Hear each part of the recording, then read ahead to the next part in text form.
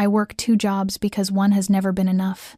6 days a week, I scrub the floors of downtown office towers from 6 in the morning until noon, then rush home to shower before my evening shift at Bellagio begins at 5. That Italian restaurant sits on a busy corner in Chicago's River North, a place where the yearly rent is probably higher than everything I make in an entire year of bending my back to survive. But the tips are good, especially when the bankers and lawyers walk in and swipe their company cards. I need those tips. I need every single dollar I can save. 3 years. That's how long Brent Walker had been in my life. In my life sounds too gentle. Brent invaded it, swallowed it whole until I could barely recognize the woman I used to be. Sophie was only 9 when he moved into our cramped little apartment on the south side.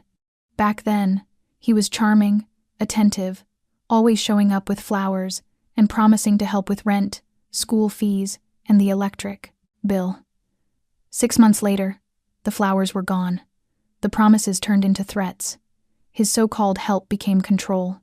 He banned me from wearing fitted clothes to work, made me video call him at exact times every night even if I was in the middle of serving customers.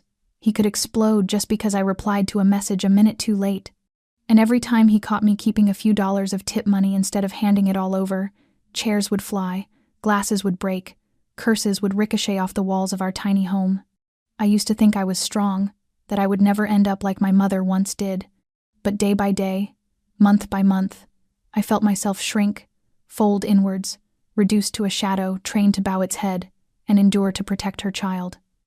I woke before dawn and returned after midnight.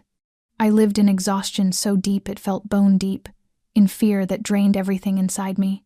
But what kept me from falling apart was the look in Sophie's eyes each time she whispered, "Mom, were you happy today?" I wouldn't lie to her, but I never had the courage to tell her the truth. Not until the day something happened, and everything began to change. If you're listening to this now and something about this story touches a quiet place inside you, please take a second to subscribe to our channel, like, and share this video so we have the strength to keep bringing heartfelt stories every day. And if you don't mind, would you tell me where you're watching from? Leave a comment below and let us know which corner of the world this story has reached. We treasure every word you share. Brent wasn't always the frightening man he is now. At least not in the beginning. Not in those first months when he stepped into my life and Sophie's. He knew exactly how to make a weary woman feel seen. He cooked dinner, took out the trash, played with Sophie like the father she never had. I once thought maybe, finally, I was lucky. But then, like a quiet door closing, the kindness faded. He began checking my phone, asking who I talked to, why it took me 3 minutes to walk from the bus stop upstairs. The first time he slapped me was over a bill I forgot to pay. I told him I simply forgot, but he said I was lying, stealing money to run away. I didn't fight back. I was too worn down to resist anything. Brent didn't work.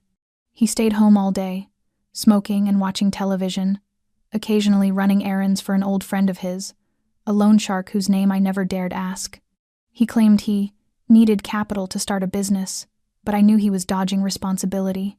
Meanwhile, I bent my back to earn a living, bringing home every tip and handing him more than half, keeping only enough for gas and a few cartons of milk for Sophie. I started hiding money in an old sock tucked behind the fridge, but he found it. He hurled the entire bag against the wall, screaming that I had betrayed him. After that, I quietly opened a new bank account under my maiden name, Rachel Livingston, with the first $100 I managed to save after a late shift. I deposited a few tens each week, so little it wouldn't raise suspicion. I used my short lunch breaks to go to the bank, hiding the account book in an old novel under the bed where Sophie never touched. Once, he became suspicious and tore the bedroom apart, searching. I stood in the kitchen, gripping a paring knife, my heart pounding like war drums. If he found it, if he discovered I was planning to leave, Sophie and I would never be safe. But he didn't. And I kept saving, dollar by dollar, like a woman climbing a hill in the dark, unable to see the top, only knowing she couldn't turn back. Every night, I watched my daughter sleep, her peaceful face so achingly beautiful, and swore that no matter what, I wouldn't let her grow up afraid. But swearing is easy. Living it is the hard part. I knew one wrong move, one look he didn't like. One night he drank too much, everything could shatter, and I was still trapped in that cramped apartment, with a man who could ignite into rage without warning. Until that day, when he came to Bellagio, and I finally understood how thin the line is between enduring and breaking. That night, Bellagio was busier than usual, the lights glowing off polished suits, and the soft clink of silverware rising like some elegant orchestra. I was standing at the bar waiting for appetizers for table 8, when the door swung open so hard the wind chimes rattled. I turned and saw Brent. He staggered inside, his eyes bloodshot, his collar wrinkled. I knew instantly he had been drinking, and my heart tightened like a fist. He scanned the restaurant as if hunting, and when he spotted me, he smiled a twisted smile I knew far too well. I turned away, pulled out my phone to text Luis, the shift manager, but before I could send it, Brent marched toward me, his voice echoing through the quiet room. There she is, acting all classy in this fancy place when she's nothing at home. A few customers turned. A woman in a silk dress stopped chewing. I felt their eyes on me when Brent grabbed my arm and yanked me back. I froze, desperate not to cause a bigger scene, but he grew louder. Where's the money? You've been dodging me. Where are your tips? Or are you hiding it to go fool around with some other guy? His breath reeked of alcohol, his words sharp as blades, and my cheeks burned with shame. I pulled away, stepping back, stammering, Brent, go home. This is my workplace. People are watching. But he didn't hear. He snatched the wallet from my apron and threw it to the floor, coins scattering, bills drifting under the customer's feet. I crouched down to pick them up out of reflex, my hands shaking, while he stood over me shouting, "Look at her! This is who you all respect? A servant hiding money from her husband so she can chase richer men?" And then heavy, steady footsteps sounded behind me. Brent hadn't even turned before a cold, controlled voice cut through the room, not loud, but enough to still the air. "I'm going to ask you to leave, now." I stood, turning, and saw Nathan Callahan.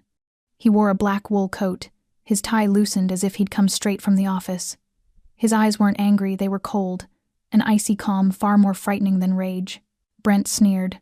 "Who are you? Her new guy? Or just some rich boss who thinks he can order people around?" Nathan didn't answer. He stared directly into Brent's eyes, taking one step closer, then another.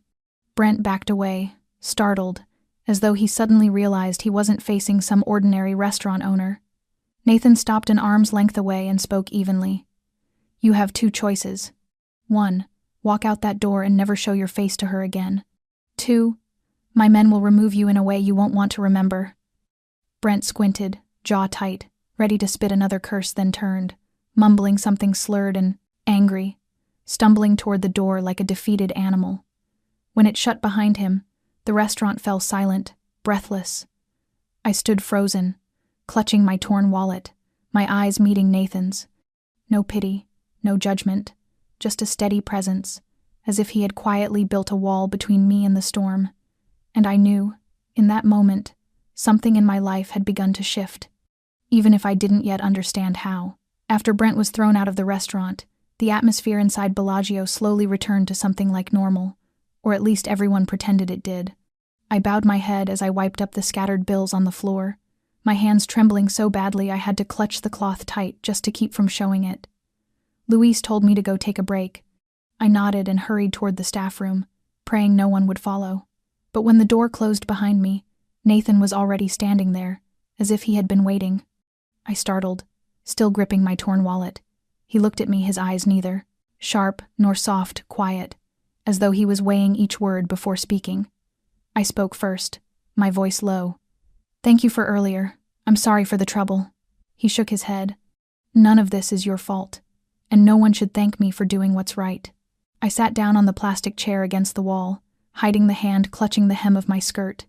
Nathan stepped closer, stopping at a distance close enough to speak softly, far enough not to overwhelm me. His voice was calm, but unmistakably clear. "Has he ever hurt you?" I shook my head immediately, so quickly even I didn't believe myself. "No, nothing serious. Brent is just a little hot-tempered. He doesn't mean anything by it." I heard my own voice tremble when I said the words, "he," and I despised myself for it. Nathan said nothing at first.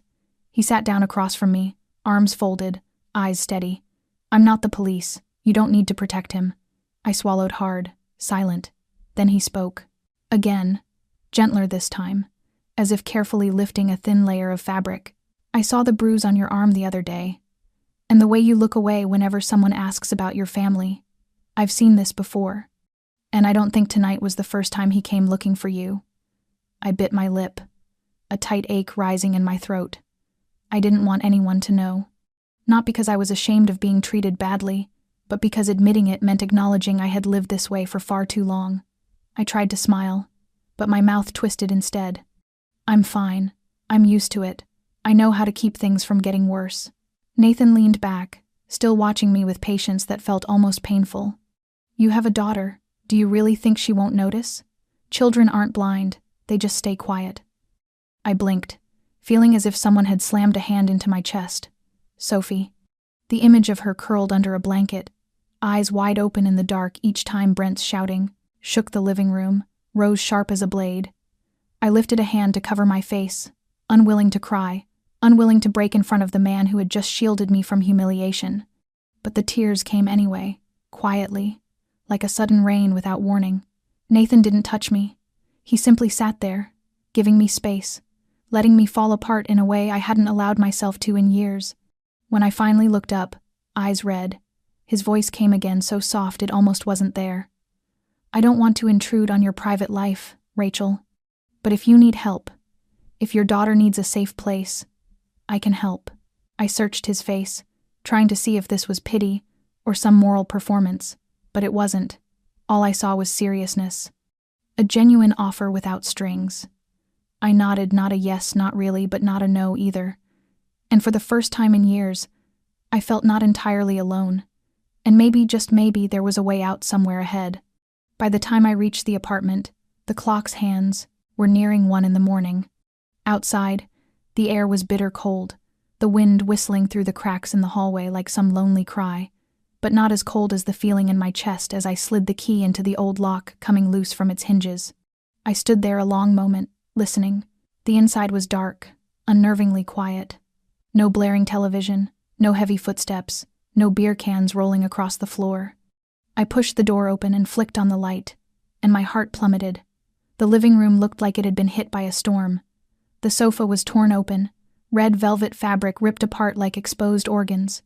The table lamp was smashed, its shattered bulb scattered across the floor in hundreds of sharp pieces. Sophie's picture frames were overturned, the glass cracked as though someone had deliberately stepped on them. I hadn't even drawn a full breath when a loud crash erupted from the bedroom, followed by Brent's voice roaring, "You think you're smart, huh? Think someone's backing you now? So you can walk away from me?" I ran toward the room, my pulse pounding in my ears, and saw Sophie curled in the corner of her bed, hands clamped over her ears, face pale as chalk. Brent stood in the middle of the room holding her plastic study chair, hurling it at the bookshelf. I threw myself between him and my daughter without thinking, shouting, "That's enough, Brent. You're out of your mind." He panted heavily, eyes bloodshot, wild, a man no longer in control of anything inside him. "You embarrassed me in front of everyone. I went to your workplace to talk, and you let that boss of yours humiliate me. What am I to you, Rachel?" I clenched my fists, voice dropping low as I struggled to contain the rising terror spilling through me. "You came drunk. You destroyed the place. You scared her half to death. If there's even a trace of decency left in you, you need to leave right now." Brent laughed, a dry metallic sound scraping against Azada, my nerves. "Oh, so now you've found your voice? Good. Let's see how you survive without me." He stormed out, kicking the door so hard it slammed into the wall with a crack. The whole apartment trembled. I turned to Sophie. She still hadn't opened her eyes. I sat beside her, pulling her small, trembling body into my arms, feeling her shake like a leaf in the wind. "It's okay now, baby. Mommy's here," I whispered, though I wasn't sure if I was comforting her or myself. That night I didn't sleep. I sat by her bed, holding her hand, staring at the crack on the ceiling I had memorized over 3 long years. I had lived with fear, with silence, with the fragile hope that if I stayed small enough, quiet enough, things would improve. But not anymore. Not after seeing Sophie's eyes. Not after feeling the weight of despair in her tiny shoulders. The next morning, while Brent lay passed out on the living room chair, reeking of alcohol, I quietly packed a few sets of place, clothes into a backpack. I didn't take much, only what mattered. The savings I had withdrawn from the bank the morning before were ready. I wrote a short note and left it on the table. My daughter and I will not come back. Do not look for us. I took Sophie's hand and led her out the same door I once entered with hope. And this time, I knew with absolute certainty I would not return. Whatever waited ahead, I would choose it. For her, and for myself. The black SUV pulled quietly to a stop in front of a 3-story brick house in Lincoln Park just before the sun had fully risen. Nathan had sent someone to bring my daughter and me there after a hurried dawn phone call. I held Sophie tight in the back seat, my hand never leaving her small one from the moment we left the apartment. She had fallen asleep, exhausted, perhaps beyond exhaustion. As for me, though my eyes were heavy, my guard stayed sharp. The guest house sat in a quiet residential neighborhood, behind a tall iron gate, a row of trees lining the walkway, far removed from the noise and chaos of where I used to live. The driver opened the door and bowed slightly as I stepped out. A middle-aged woman stood waiting at the entrance, her silver hair tied neatly, her eyes gentle and her voice soft as she introduced herself as Martha, the longtime housekeeper for the Callahan family. She led us inside. The guest house felt strangely warm, carrying the faint smell of freshly baked bread and soft music drifting from a small speaker on a shelf. Nothing flashy, nothing ostentatious, just a quiet warmth that wrapped around you like a pair of reassuring arms. I laid Sophie on the white-sheeted bed in a room on the second floor, where the first light of morning slipped through the curtains and touched her small face. For the first time in many weeks, I saw her breathing evenly, deeply. I sat at the edge of the bed, brushing my fingers lightly through her hair. Somewhere deep within me, the caution remained. I didn't know what sunrise would bring. I didn't understand why Nathan was doing so much for someone like me. I had grown used to help that always came with conditions, hidden costs, invisible debts, and I was afraid of stepping into a world that wasn't mine. When I walked downstairs, Martha had already prepared 2 mugs of hot cocoa and some peanut butter toast. She smiled as she handed me the tray, asking no probing questions, offering no scrutinizing looks. I whispered a thank you, my thoughts still tangled and restless. It wasn't until Sophie woke up, sat on the bed, and asked sleepily, "Mom, how long will we stay here?" that I realized what I needed most wasn't certainty, it was a moment to breathe. "Just for a while, sweetheart, until things get better," I answered, forcing a smile. Sophie looked around the room, then nodded, pulled the blanket to her chest, and murmured, "It's really quiet here. I like it." Just those simple words softened. Something inside me. Maybe, for the first time in a long time, my daughter felt safe. And for me, that was enough to know I had made the right choice. I didn't know whether Nathan could truly help us escape this nightmare for good. But when night fell, in the small room lit by a warm amber lamp, I finally allowed my eyes to close without straining to interpret every sound in the dark. And that, for me, was a beginning. The morning shift passed in peaceful monotony. I poured coffee, took orders, straightened napkins, moving through the motions like a machine wired to perform. The restaurant wasn't crowded yet, sunlight spilling through the windows in pale streaks across the dark wooden tables. Everything felt steady, rhythmic, almost as if I were taking small steps out of the shadows. Sophie had begun her online lessons in the guest house's living room, with Martha always nearby, reminding her to eat breakfast, checking her assignments, and sending me photos every afternoon. I relied on those pictures to keep going, to believe a quieter future could be real. I was wiping down the menus when the phone in my pocket vibrated. I pulled it out. Martha's name lit the screen. I answered as I walked quickly toward the kitchen, assuming she was calling about Sophie's favorite pastries, but her voice came through different, lower, trembling. "Rachel, I can't find Sophie." My heart stopped. What do you mean?" My words shot out too fast, too loud. "She's not in her room. I went up to call her for lunch and she wasn't there. I've searched the whole house, even the yard. There's no sign of her. The doors were locked. No strangers came in." I rushed out of the kitchen, my pulse pounding like an alarm bell. I was already dialing back as I ran toward the staff lounge. "Call Nathan. Right now. I'll be there in 10 minutes. I don't remember what I told Luis to excuse myself mid-shift, just the look of worry in his eyes as I dropped my apron and pushed through the back door. I hailed a taxi, my hands shaking so badly I dropped my wallet onto the floor of the cab. The entire ride, all I could think about were Sophie's little pink shoes, the strand of hair I braided every morning, and the question clawing at me: what if Brent had found us? I couldn't say the words out loud. When the cab pulled up to the gate, Nathan was already waiting, shirt sleeves rolled up, phone pressed to his ear, his expression tight as a wire. I ran toward him, breathless. "Anything yet?" He shook his head. "No, but I have people checking the neighborhood cameras. Go inside with Martha. I'll handle the rest." I rushed into the house, finding Martha at the dining table, her face buried in her hands. She looked up when she heard me, her eyes wet. "I'm so sorry, Rachel." I looked away for just a few minutes. I didn't blame her. I only squeezed her hand and hurried upstairs. The room was empty, Sophie's pillow, still warm. A half-finished drawing sat on the desk, a house, a mother, a brown-haired girl, and a tall man standing beside them. The picture wasn't colored yet.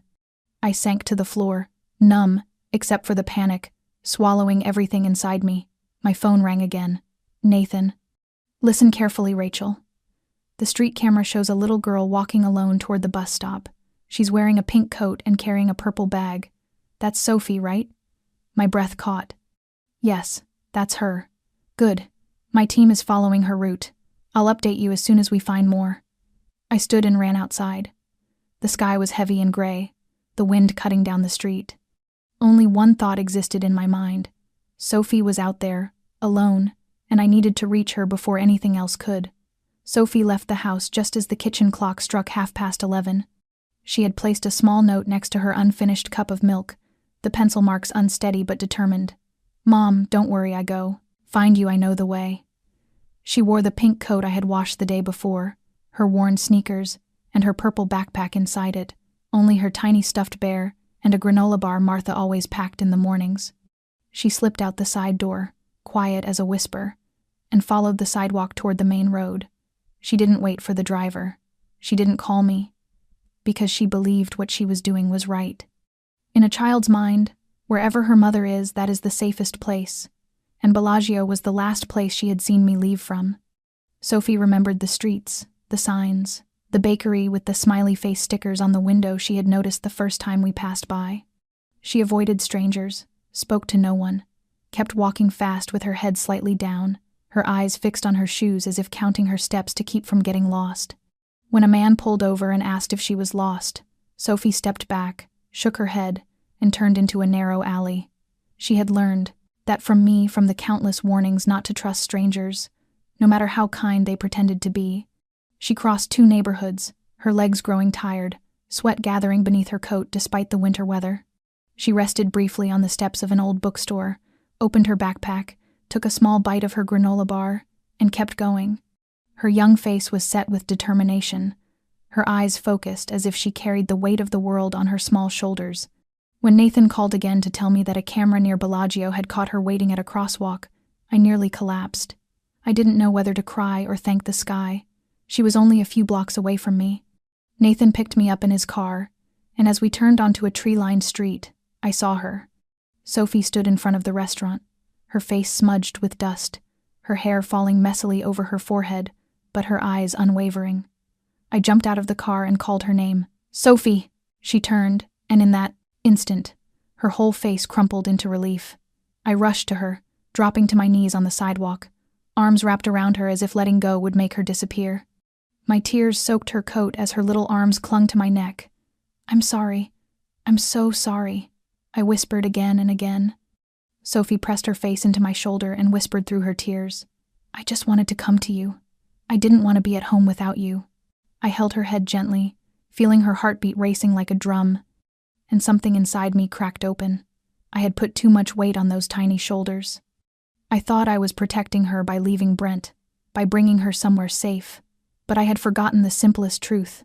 To a child, safety is where her mother is, and I had left her alone. As I carried Sophie back to the car, her small arms wrapped around my neck, her head resting on my shoulder like a breath of warmth, I knew one thing with absolute clarity: I could never let this happen again. I had to do more than run. I had to fight so my daughter would never again have to find her way back to where she belonged. That afternoon, After Sophie had fallen asleep from sheer exhaustion, I sat in Nathan's living room with a cup of tea that had long gone cold in my hands. Everything could have been far worse if she hadn't been smart and cautious enough. Thinking about it sent a shiver through me. I didn't say it out loud, but deep down I knew only one person had the motive and the ability to push Sophie so far out of her sense of safety that she would leave on her own. Brent. No one else. I had no proof, but I felt it. Maybe it was a phone call, a message, or simply a presence lurking somewhere beyond the gate, and Nathan knew it too. He walked into the room, coat still on his shoulders, his eyes colder than usual. Behind him was Anthony, the tall man with knife-sharp eyes who accompanied Nathan whenever decisiveness was required. Nathan sat across from me, placed his phone on the table, and looked straight into my eyes. Brent is still keeping tabs on you. I nodded slightly, not surprised. I don't know how he figured out where she was, but I know he found a way. Nathan tilted his head, his voice steady and low, as if he were discussing strategy in a boardroom instead of speaking to a mother who had just lived through terror. Then he won't have a way anymore. He turned to Anthony and gave a curt nod. Starting tonight, I want every phone number, email, and social media account he could use to reach her shut down.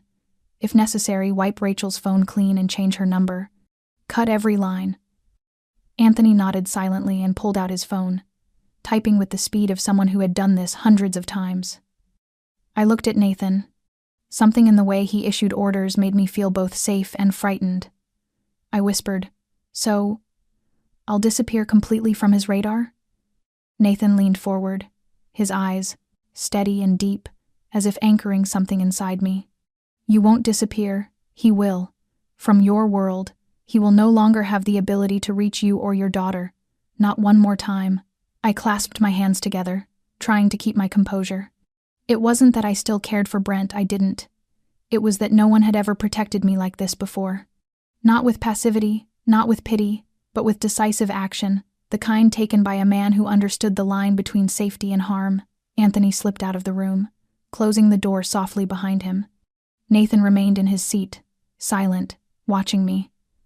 I saw the faintest pull at the corner of his mouth, as though he were thinking something deeper than words aloud.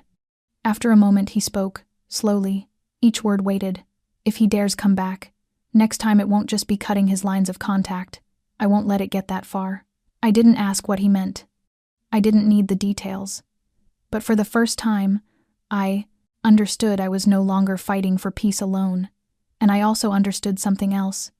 Nathan Callahan was not the kind of man who issued warnings he wasn't prepared to carry out. I returned to Bellagio on a cloudy morning, wearing a freshly pressed white blouse and my hair pulled back tighter than usual. This time, I wasn't standing behind the espresso machine or carrying plates across the dining room. My new position was at the front guest coordinator, a role that required awareness, quick thinking, and the kind of confidence I thought I had lost long ago. Nathan had suggested it. He said I had a way of noticing small details, of understanding what guests needed even before they said it, and that Bellagio needed someone like that as the first point of contact. I didn't know if he truly believed that or if he was giving me a way to rebuild myself, but I accepted the offer like a lifeline in deep water. On my first day, I stood behind the host stand, watching people come in with all kinds of expressions: excitement, fatigue, curiosity.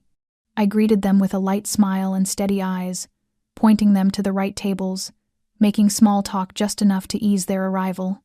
An elderly couple celebrating their 30th anniversary, I seated them by the window overlooking the park where the leaves had begun to turn. A group of business clients arriving late for their reservation, I rearranged tables smoothly so no one had to wait long. At first, my hands trembled when I picked up the internal phone or scribbled special notes onto a ticket, but slowly, the trembling faded. In its place bloomed a steady rhythm, a sense of control I hadn't felt in years. I wasn't just doing well. I was owning the space. Luis stopped by several times, giving me short nods of approval whenever he saw the flow of the room. "You doing okay?" he asked at the end of my first shift, when the restaurant had quieted.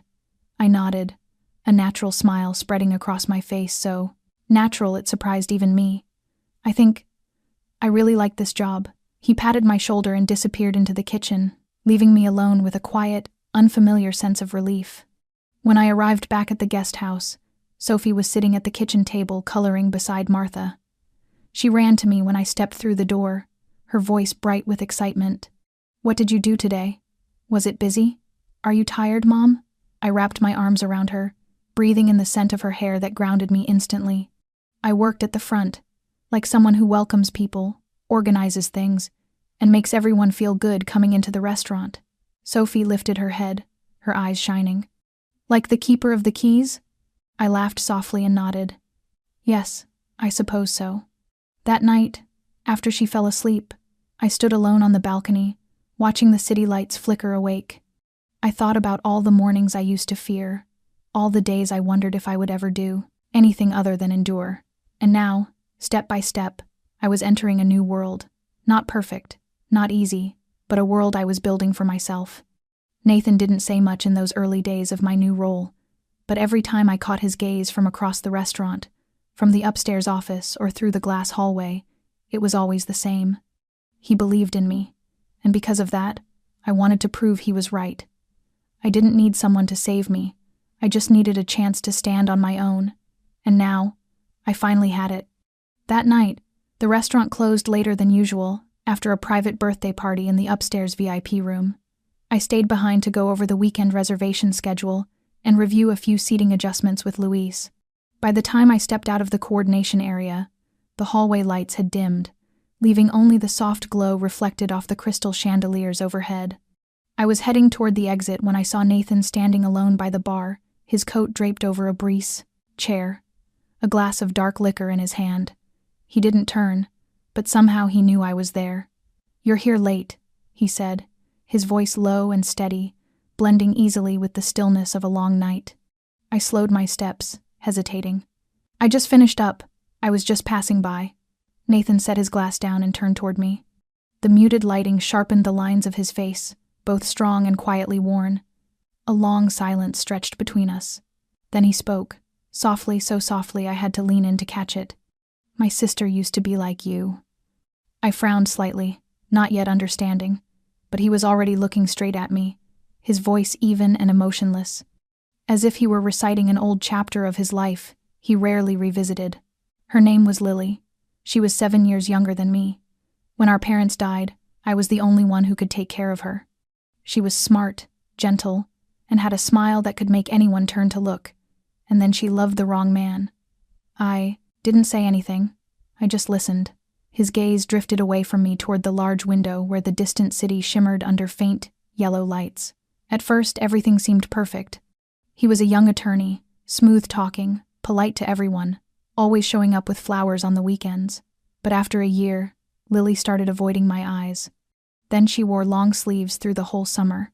When I asked, she blamed work stress, slipping on stairs, any excuse someone desperate to hide the truth might give. Nathan's voice faltered for a beat before he took a sip of his drink. I noticed the way his hand tightened around the glass, as if holding back a memory pressing too hard. I didn't push. I thought if I gave her time, she'd talk. But I was wrong. One winter night, the police called me. They said Lily had been taken to the emergency room with internal injuries. 3 days later, she didn't make it. A coldness washed through me. My hand lifted, reflexively to my chest, as if my heart needed steadying. Nathan still wasn't looking at me.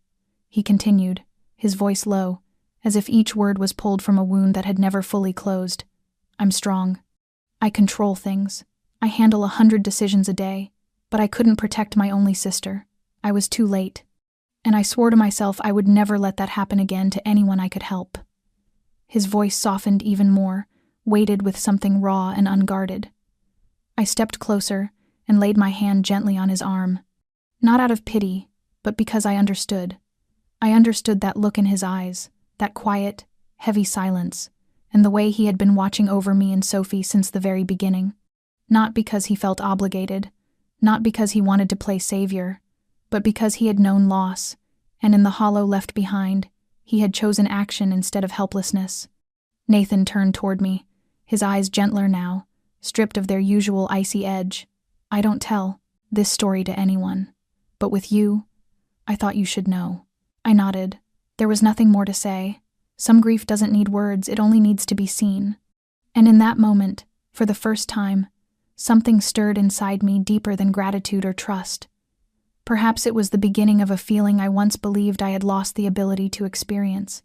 That night, a light rain fell, streaking the guesthouse kitchen windows like slow, quiet notes falling into the growing stillness between Nathan and me. After Sophie went to bed, I made 2 mugs of hot cocoa and carried them out to the back porch where Nathan stood alone, hands in his pockets, staring into the garden as though following some distant thought. He turned when he heard my footsteps and nodded in greeting.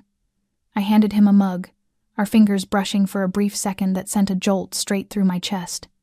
Neither of us spoke for several minutes. Only the sound of rain and the warmth of the mug in my hands filled the space. I glanced toward Sophie's bedroom window, where the amber nightlight glowed softly through the curtains. Nathan spoke first, his voice low and warm, like wind sliding beneath the eaves. He talked about the long day, about how Bellagio was shifting, about small things that shouldn't have been enough to make me smile. But I smiled anyway, not because of the words, but because of the way he looked at me, as though I mattered enough for him to linger there beside me. I turned toward him, and the question slipped out before I realized I was speaking. Do you ever feel afraid? Letting someone into your life again? Nathan didn't answer right away. He set his mug down on the railing, stepped closer, and kept his eyes on mine. Yes, but I'm more afraid of letting someone walk away without trying to hold on. My heart pounded, my fingers tightening around the warm ceramic until my knuckles turned pale. Nathan stood close enough that I could feel his breath. And when his lips touched mine, slow, gentle, certain I didn't pull away. It wasn't a kiss born of impulse or hollow promises. It was a kiss between 2 people who had survived hurt and were finding themselves again in the presence of another. When we parted, his gaze stayed on me, and I let out a long breath, as if shedding a shell I had carried for far too long. The next morning, Sophie woke earlier than usual. She wore her favorite flowered dress and rushed down to the kitchen where Nathan and I were making breakfast. She paused in the doorway, tilted her head, and asked shyly, "Mr. N, can you help me cut my apple?" I looked at Nathan and saw a rare, tender smile soften his features. He bent down, took the apple from her tiny hands, and said, "Of course, kiddo." From that moment on, Sophie called him Mr. N, as though he had always been part of this home. She followed him into the garden, told him about school, showed him every drawing she made, and even insisted he learn a few dance steps from an animated video she liked. I watched from across the room, my heart full of emotions woven together: surprise, gratitude, and something deeper I wasn't yet brave enough to name. But when Sophie rested her head on Nathan's shoulder while they watched television, and he gently placed a hand on her back to steady her, I knew that feeling was growing inside me, and this time, I wasn't afraid. I was straightening a stack of newly printed menus when I received a call from an unknown number, just a string of digits. No name. Instinctively, I almost declined, but something made my hand freeze. I answered, and the moment I heard the voice, my entire body turned to ice. "Hello, Rachel. Miss my voice? Brent." My breath snagged in my throat, my heart pounding like it was being dragged back into a darkness I had tried so hard to escape. He let out a low chuckle, the same sound he made when he was about to do something that terrified me. "You really thought you could disappear without me knowing? Cute." I looked around the restaurant. Nothing had changed, customers chatting, coworkers carrying plates, but the world inside me collapsed again. I pulled the phone away from my ear, shut it off, and hurried behind the counter, my hands shaking so violently I dropped the entire stack of menus. I took leave immediately and called Nathan. 10 minutes later, I was sitting in his office, my hands trembling even after finishing the cup of hot tea Martha had given me. Nathan listened silently as I recounted the call, then picked up his phone and dialed Anthony. "I want the full call history and location of the number that contacted Rachel, and check any unusual transactions in the last 2 weeks involving Brent Walker." He hung up and turned to me, his voice colder than I had ever heard it. "He didn't call just to frighten you. If he reached out, that means he sold your information. The only question is to whom?" My voice cracked. "You think he sold my information?" Nathan nodded once, his eyes never leaving mine. "With men like him, you're nothing but leverage. A bargaining chip when they have nothing left."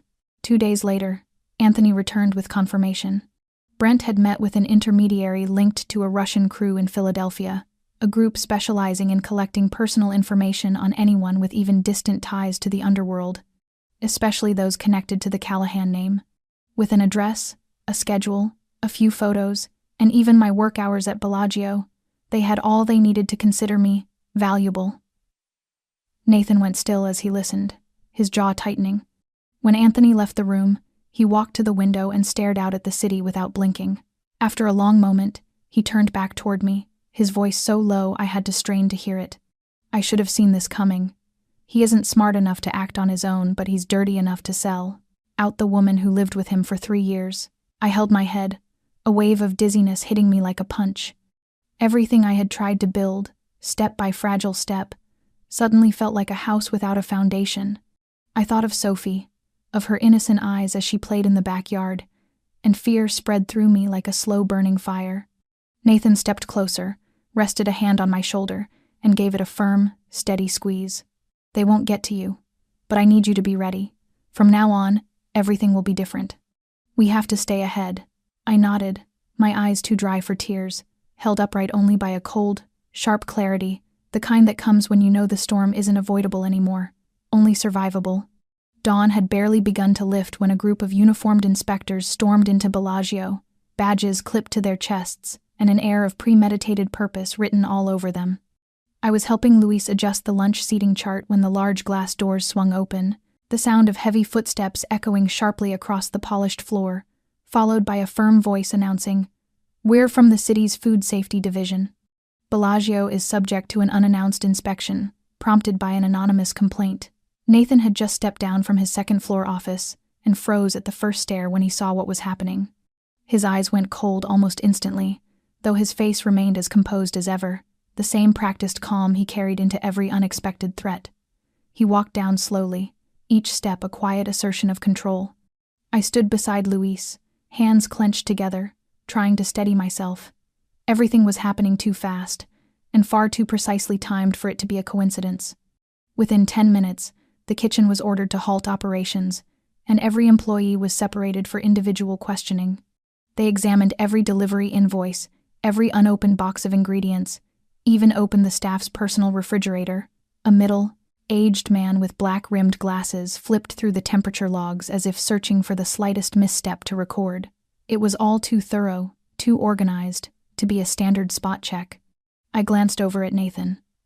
He was speaking with the lead inspector, his voice low and firm, not arguing, not defensive, just drawing boundaries. But I could tell he was calculating every angle. After nearly an hour, one of the inspectors announced they'd found an imported cheese shipment with a supplemental label blurred by condensation, and its placement was off from the regulatory divider by exactly 1 centimeter. Luis immediately protested, his face flushing red, because it was clearly a trivial detail blown out of proportion, with no impact on food safety whatsoever. But the inspector wrote it down coldly as a serious storage violation, then moved on to inspect the wastewater system behind the restaurant. Nathan called Anthony a few minutes later. When Anthony walked in, his posture straight, his gaze sharp, sweeping across the room, no one dared speak. He handed Nathan a thin file containing a copy of the complaint sent to the city health department 2 days earlier, unsigned and routed through a masked IP address. Nathan finished reading, his expression turning hard as stone. He stepped out of the lobby and into the back hallway behind the kitchen, and I followed without a word. When the door closed behind us, he braced one hand against the frame and stood silent for several seconds. Then he turned to me, his voice flat and cold. "This is a warning shot. They're not trying to strike directly, at least not yet. They're probing my defenses, measuring my reaction." I swallowed hard, my entire body pulled taut like a string ready to snap. "Do you think Brent is behind this?" Nathan shook his head, lips pressed tight, jaw tensed. "He doesn't have the reach for something like this. But the people who bought your information from him do. And they don't bother with old-school scare tactics. They want to hit my reputation, to see who'll stand with me when things start to crack." My stomach sank. I understood too well what that meant. Bellagio wasn't just a restaurant, it was a symbol, the centerpiece of the power network Nathan had built for years. A fracture here could ripple outward across everything. Nathan looked at me again, and this time his eyes softened slightly. "You don't need to worry. No one will touch you or Sophie. But I need you ready. Things may not stay peaceful from here. I nodded without hesitation. I was no longer the woman trembling in dark corners. I had risen to my feet.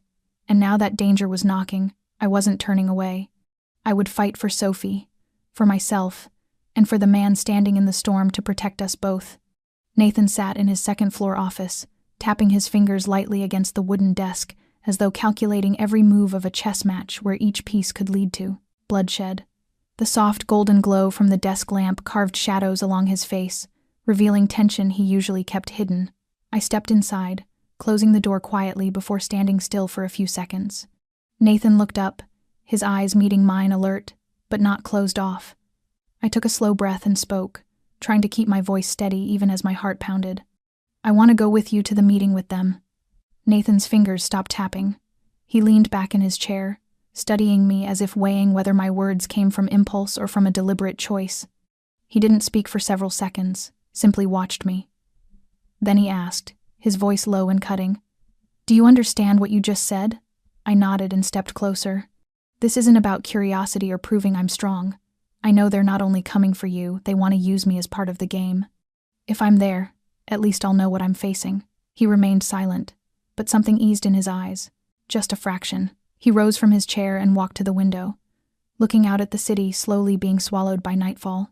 When he turned back, his expression had changed, not doubt anymore, but a heavy, deliberate consideration.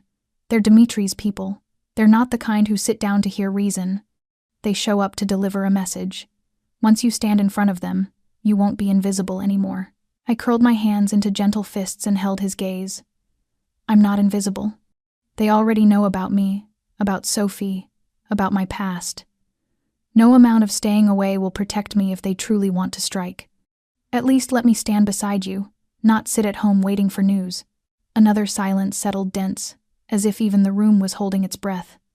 Finally, Nathan walked toward me and stopped within arm's reach. He spoke slowly, each word carving itself into me. "All right, you'll go, but you'll promise me a few things. First, you don't interrupt anything while I'm speaking. Second, if I signal you, you leave immediately, no questions. And third, if things go bad, you protect yourself first, then think about me." I nodded, my throat tightening because I knew this wasn't just a conversation, it was a threshold. One step away from a place where life and death could hinge on a glance. Nathan held out his hand, palm open. I placed mine into it, feeling the warmth and resolve in his grip. He closed his fingers gently around mine, sealing the decision. "We meet them tomorrow night, at the old warehouse on Dock 19. I'll have people watching every angle, but until then, you don't leave the guest house without someone with you." I nodded again, fear and relief twisting together inside me. Fear because I was stepping into a world I had only ever glimpsed in nightmares. Relief because, for the first time, I wasn't letting others fight for me from the outside. I was choosing to stand in it, fully aware, fully awake, and with whatever courage I could gather. And I knew, from this moment on, there was no turning back. The message arrived while I was making tea in the kitchen, the soft morning light spilling through the window and calming the lingering anxieties from the night before. Anthony's text contained only one line: Brent Walker, confirmed dead in Philadelphia, preliminary cause, drug-induced shock. I read the words again and again, as if my mind needed extra time to process them. Brent, the man who had haunted my life for 3 long years, who had monitored every step I took, every breath I drew, no longer existed in this world. I sat down with my phone still in my hand, and the first thing I felt wasn't pain, wasn't fear, but a strange, hollow quiet, no tears, no scream, just an empty stillness stretching through me, as if my whole body were waiting for my heart to tell it what to feel. But when I set the cup down and opened the window to let in the crisp morning air, something became clear to me. I felt lighter, as though an invisible weight that had pressed on my chest for years had finally dropped away without making a sound. No more eyes watching me from the shadows. No more anonymous calls jolting me awake in the dead of night. No more nightmares shaped by his voice. Brent had slipped out of this world the same way he had lived in it, quietly, filthily, and through his own destruction.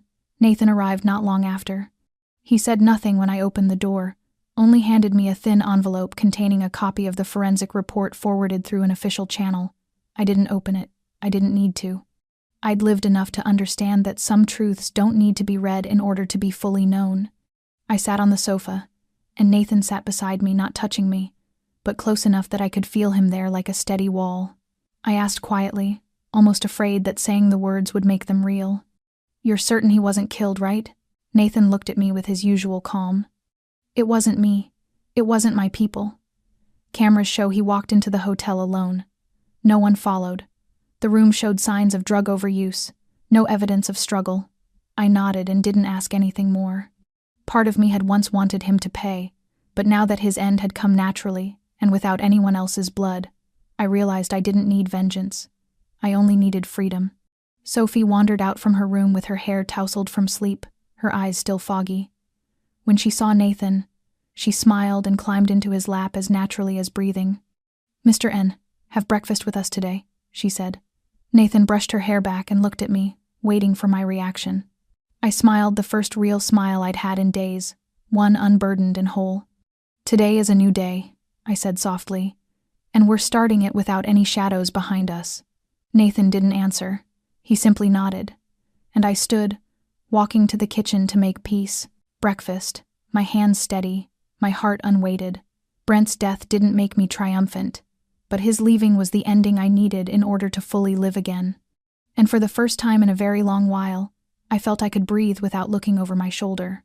Later that afternoon, Nathan took Sophie and me to a small riverside park, just as the sun began its slow descent, casting gold over the rippling water like a trail of glitter.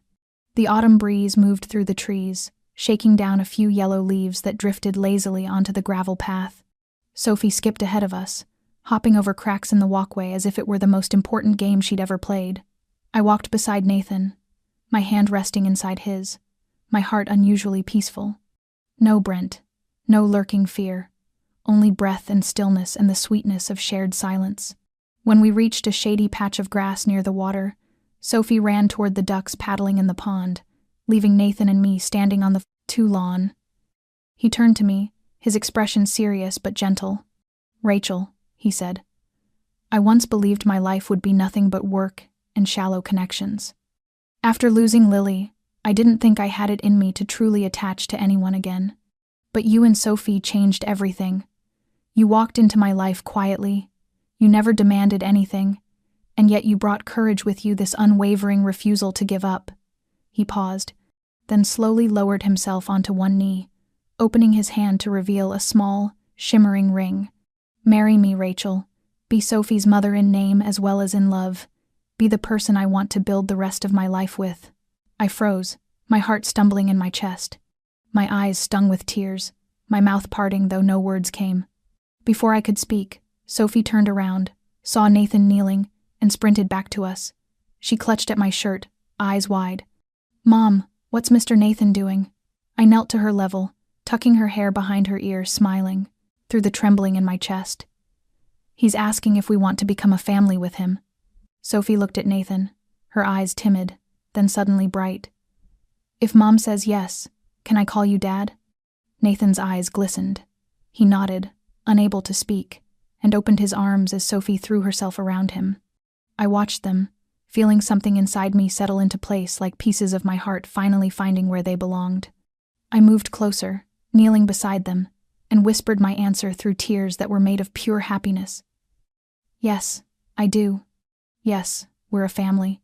And in that moment, with my hand in his, Sophie leaning against me, and her small voice whispering, "Dad," with a certainty stronger than any vow, I knew I had found home.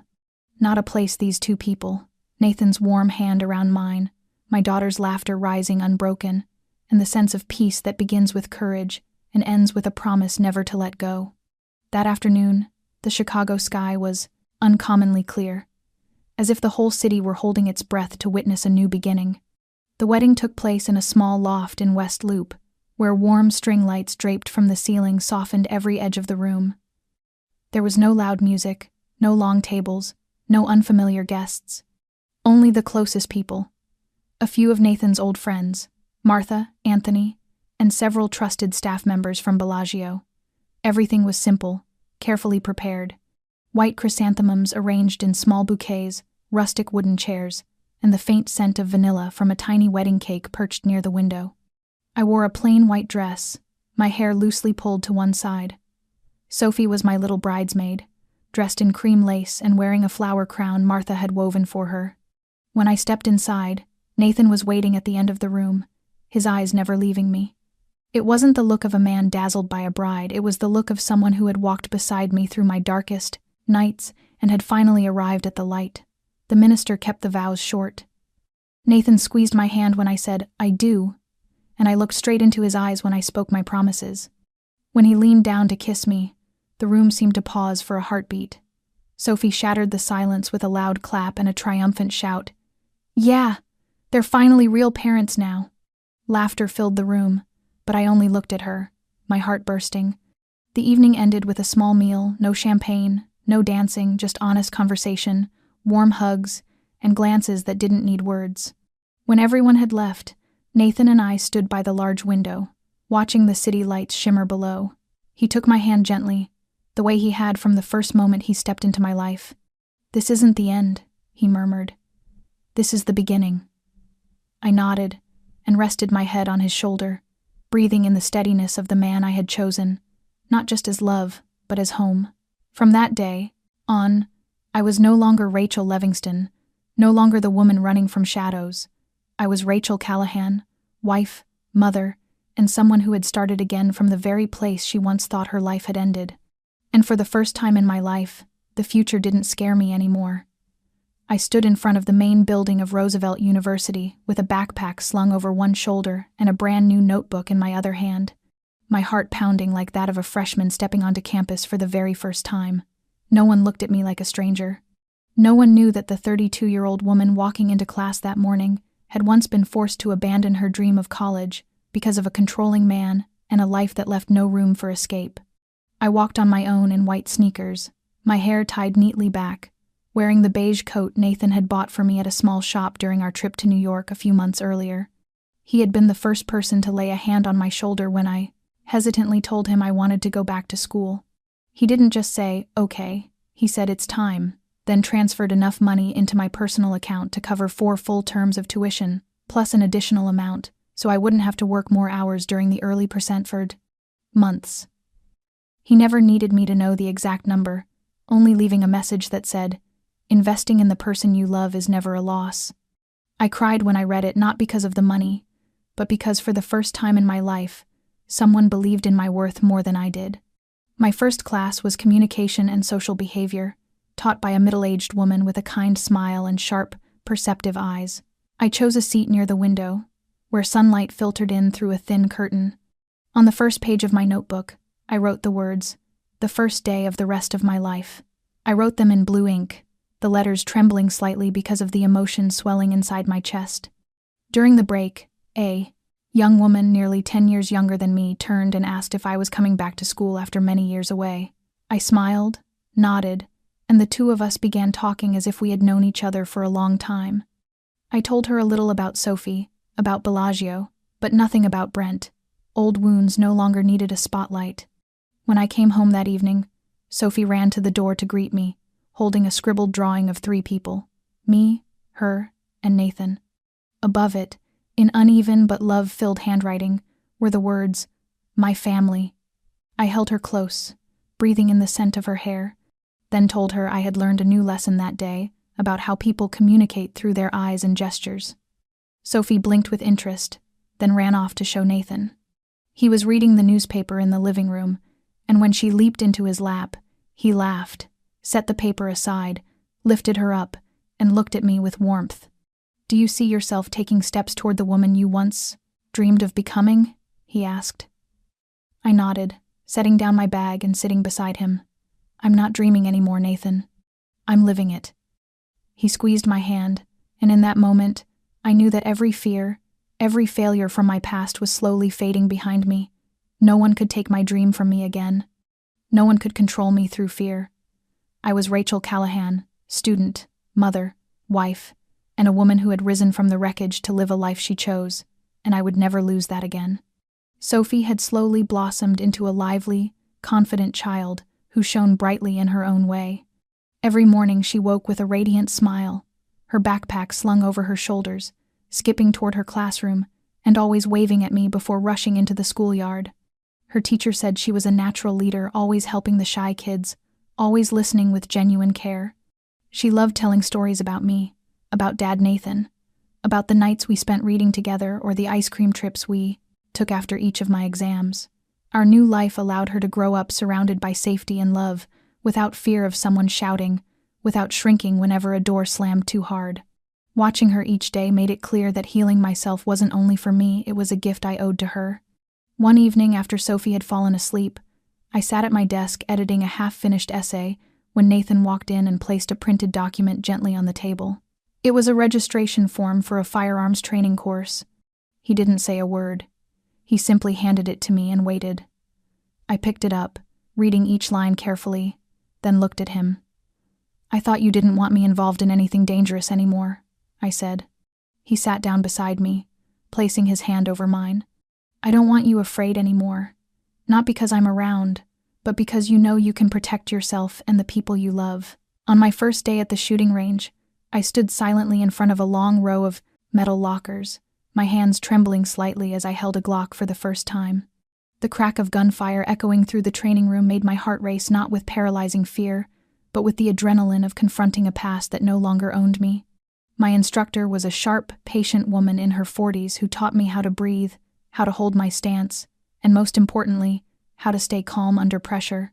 My first bullets landed far from the target, but I didn't quit. I returned every weekend, practicing steadily, watching myself change, bit by bit. One afternoon when I came home from practice, I walked into the living room and saw Sophie playing a cops and robbers game with her dolls. She looked up and asked, "Mom, did you go practice being a superhero again?" I laughed and scooped her into my arms. "Not a superhero. I'm just learning not to let myself be weak anymore. Each time I stood before the target, I wasn't just learning to control a gun, I was learning to control myself. I learned how to breathe deeply, how to stand firm, how not to let the past dictate my future. I learned to believe I had the right to be safe, to be strong, and to shape my life on my own terms. Those lessons weren't in any university syllabus. There were no grades, no certificates, but they became the quiet foundation that held me steady every day.